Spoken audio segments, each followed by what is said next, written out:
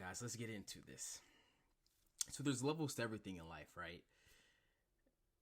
And that reality for students of the game, students of mastery, is important for us to accept and realize. And then we also need to be aware of the different practices and processes that we can use so that we can continually level up to higher levels. And that's going to be the focus of today's video. And for us to kind of delve into that, we're going to use a fascinating article written by a PhD sociologist from Yale named Daniel Chambliss.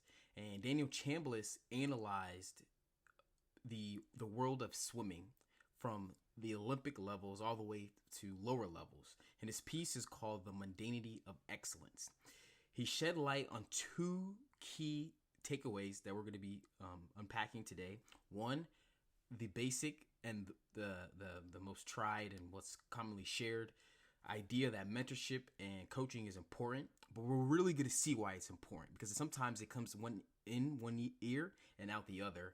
And then the second, we're going to see the reality of excellence and world-class displays and mastery is that they're really mundane. Hence, the name of the article, Excellence is Mundane. So like we established earlier, there's levels to everything. Swimming has no exception, which is why Daniel Chambliss was evaluating the world of swimming. We know that Olympics is the apex, and then everything below that is a lower level. When in Chambliss's study, when he was looking at the different levels, he didn't use the word level. He was using the word world.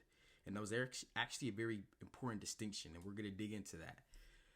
But before we can actually understand why that's important, there's one thing that, perhaps is just me, that we do when we look at practice.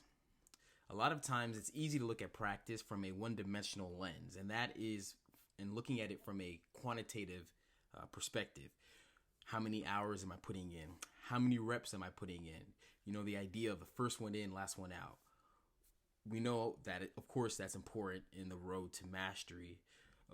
But what Chambliss found, though, was when he was looking at world-class swimmers, so AKA masters, they looked at practice two-dimensionally.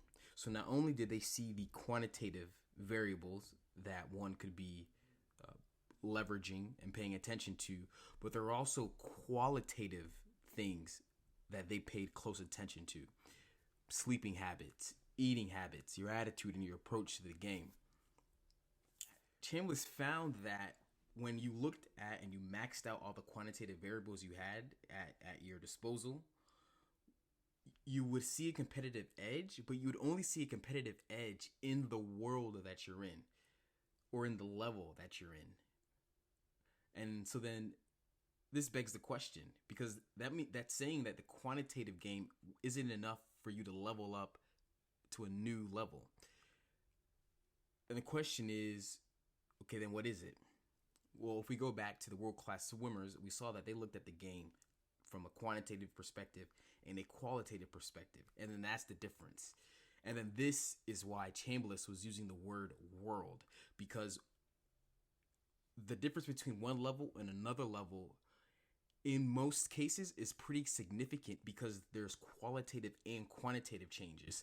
And so for somebody who wants to level up to a different world, not only do they have to see what's going on in a world, for example, Mars, if Mars has a whole bunch of life, if Mars is lit and it's popping, but we don't know what that world is like, that's a different world. There's, they might have a completely different way of life. And if there is life up there, they probably do have a completely different way of life. And it goes the same thing with, our craft and what Chambliss was seeing. Individuals you need to see what's going on in that world. So you need to see what qualitative differences they have than you in your world. The Chambliss saw that when people from higher worlds, when you're getting up to the world-class levels, when they would see swimmers perform in lower competitions and swimmers in different and lower levels, the higher level swimmers would sometimes not even recognize the form of swimming, because it was so qualitatively different. And if you think about it, that's pretty crazy, because you would look at swimming and you think it's swimming, but it's not. So all of this helps drive us to our next point of why mentorship and coaching is so important. So coaching and mentoring. To help get this point across, we're going to do a thought experiment. Now let's say that you are in world B. You want to level up to world A. Fortunately, now we know that the game is not just quantitative, but there are qualitative aspects to our craft. So what's left for us then is to figure out, okay, what's happening in world A that I'm not doing? And you might see where this is going, but the only way for you to get insight into what is happening in world A is to have some type of external source of information that's going to give you those insights. So this is where the obvious things like having a coach comes into play, having a mentor comes into play. Fortunately, we live in a world of lots of books, so books can be that external source that might be able to break down what's happening in those higher worlds that we want to ascend to. You might also even get the opportunity to do some type of shadowing or being able to see by going through competitions or whatever what's going on in that world, and you can use your own observational studies to extract the different qualitative and quantitative things you need to adopt.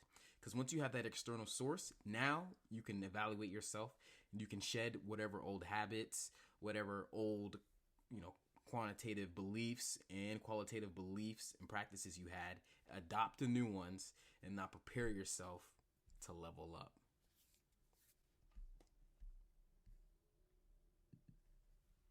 So I'm going to throw in two examples. One, I'm going to give you an example of how I applied these principles I've shared at work and the results of that. And then also a kind of like a real life example, a simple example. And it's about a pretty good basketball player named Kemba Walker. But it's a short story that I had with a buddy. And it also highlights what we're talking about here. Going to work. So for some who don't know my complete background, I used to be a software engineer for 3 years. I moved from software engineering into product management in July of 2019. I actually moved from a big company. So I was working at Capital One in the DC area, and then I moved to a smaller company of around at the time it was around 200 people, and that's called Science Logic. That's also out in the DC, Virginia area. I knew making the move, I wasn't going to. So I was moving from like a more senior software engineering role to a new domain, and so I was going in as an associate product manager, and I knew not to expect any type of formal training that I would get at bigger firms. So I get into there. After a couple months, though, I start getting uneasy. I knew internally I was like, I'm doing work, but I know I'm not really developing the craft and the discipline of product management. And for anybody who knows like what product is like, it's not clear cut like other domains like software engineering, for example. I mean, fundamentally it's about coding, but you can zero in on what aspects of the world you want to focus on and improve on. But product isn't that clear cut. It's kind of ambiguous and nebulous. So eventually, I woke up to these realities that we're talking about here, and I told myself I got to get a coach. I can't leave my development and mastery in this domain up to chance. I couldn't do it. So I got a coach.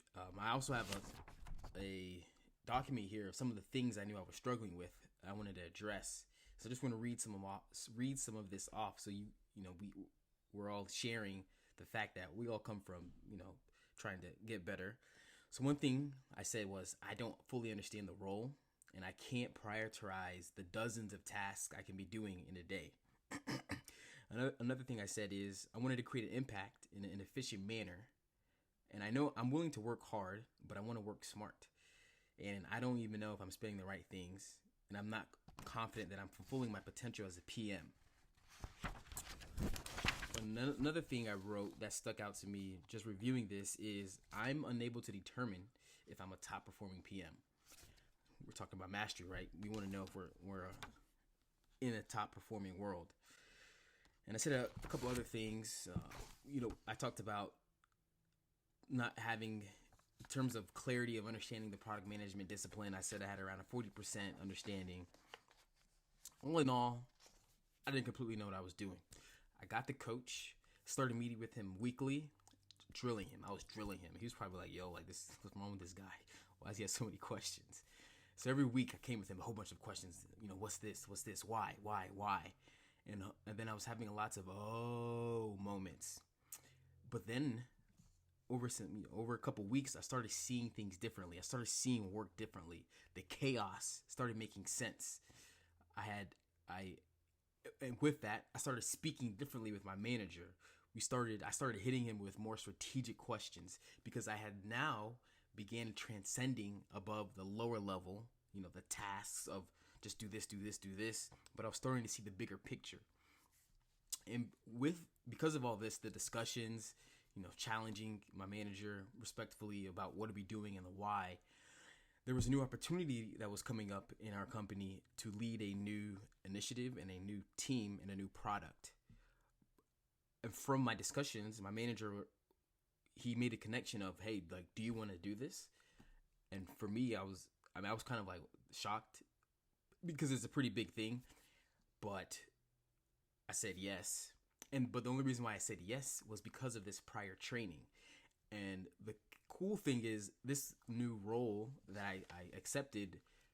So again, remember, I was an associate product manager, but this role, and my manager has admitted that it's a role for senior product managers. And so he's interested to see what I can do. But he doesn't know, though, that I've put some work in behind the scenes, which is what gave me the confidence to take on the role. The second real world example was about Kemba Walker, I mentioned. So I'm in Mexico City with my boy Paris for his birthday. We're ordering and getting some tortas. Basically just about to ingest a whole bunch of calories. And so Paris played basketball in high school, and he even played a little bit of basketball in college. So we were talking about this article. I can't remember why, but I remember then I asked him, I said, hey, you're in the world of basketball, you enjoy it. What's the difference between these elite level athletes and everybody else? Obviously, the NBA, if you're in the NBA, you're elite. But then again, there's another world of world-class NBA athletes. And he gave a example of Kemba Walker. So he had a friend or a relative who knew Kemba Walker in high school and played with him. And Kemba Walker wasn't anybody special. And then for those who don't know Kemba Walker, he played at Connecticut, and then he made it to the NBA. He was really good at Connecticut, and obviously to make it to the NBA, you have to be good as well. So there was a year where Kemba Walker was on the high school team, nothing special. But then one summer, Kemba went off and didn't do what the team was doing, and he went off and did his own thing.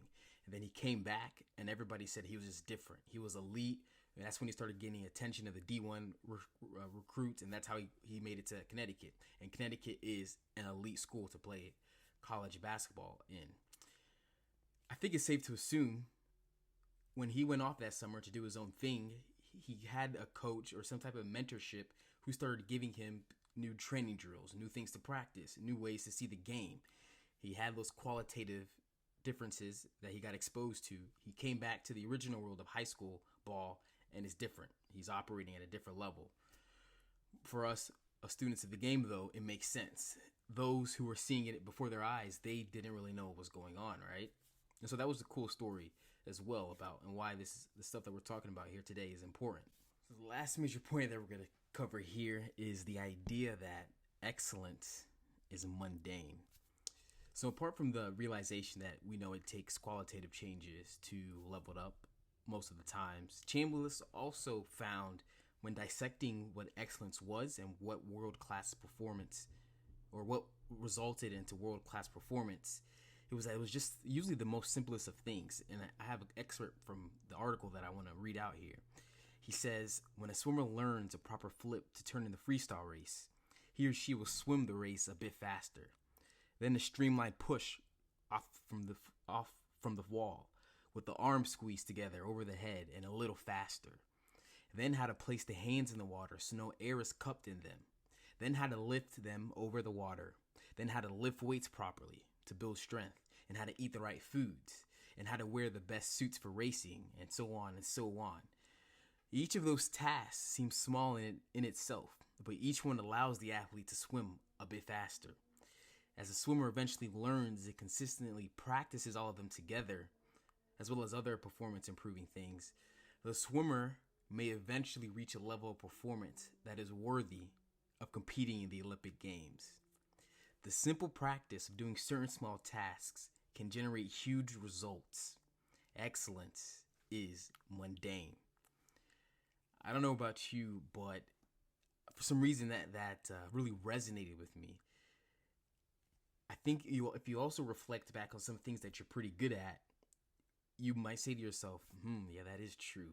What I do on the outside when it's being played out, it looks kind of difficult.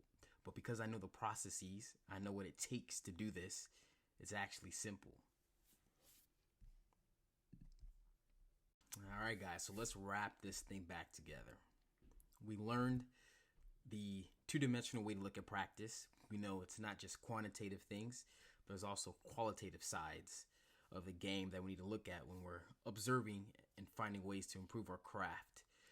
We learned that when it gets to mastery and excellence, it's really simple things, a confluence of simple things put together that lead to excellence and then the display of mastery.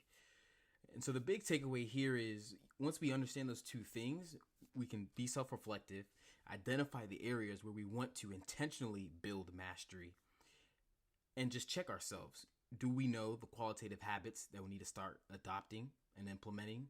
If not, we know we need to get some external source and some external feedback so that we can start adopting those ways of being. Now with that, we're equipped with some of the most fundamental principles and the most fundamental tools needed so that we can be the ones leveling up. Appreciate you guys for tuning in. Be easy and stay up.